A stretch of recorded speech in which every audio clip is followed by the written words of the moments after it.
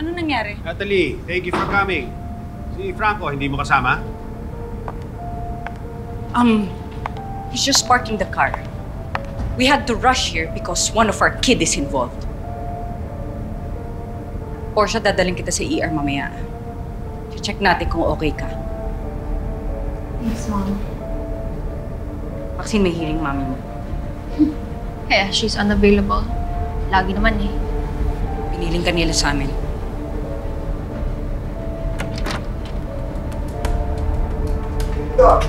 Franco. Ano nangyayari dito? Ano nangyayari sa'yo? Theodore, sinong may kagagawa niyan sa anak ko?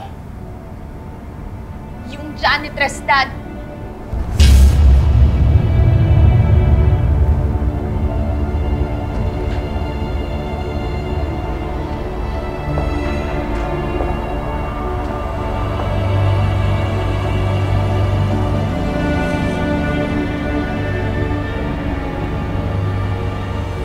Ikaw ba ang nanakit sa anak ko at kay Maxine?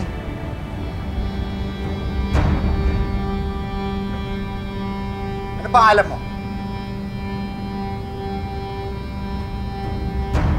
Sagot! Amira Lirio. Ano?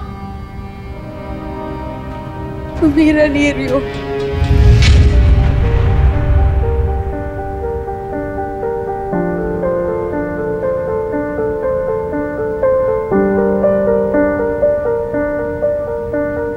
Lirio? Nagasaan ka? Tiga Makiling ho. Barangay Oyente. Makiling?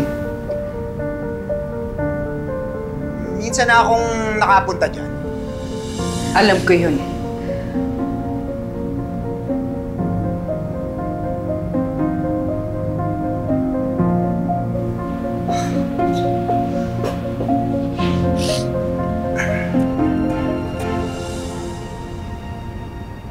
Ano ba talaga nangyari?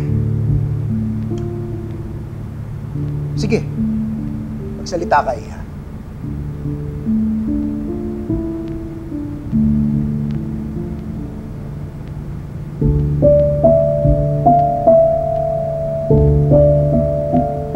Totoo po kasi niyan.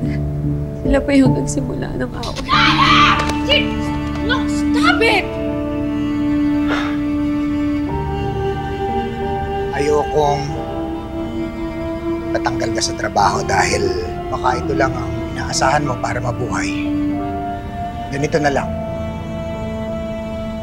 Public apology ka para sa nangyari. Pagkatapos, okay na yan. Seriously, Dad? Yung dapat sa babaeng yan, suspension without pay! Oo nga naman, Franco. Nakita mo ba yung ginawa niya sa anak natin? Tapos, pagpapasensyahan na lang natin siya dahil naaawa ka sa janitress na yan? Ha?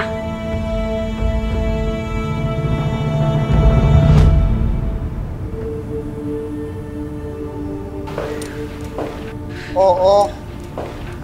Dahil hindi lahat pinalad na katulad nyo. Pinanganak kayong mayaman. Kaya nakakapag-aral kayo dito sa USAM.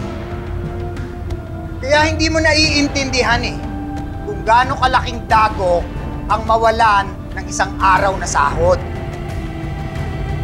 Theodore, usap muna tayo sa labas. Love, tapos na tayo dito.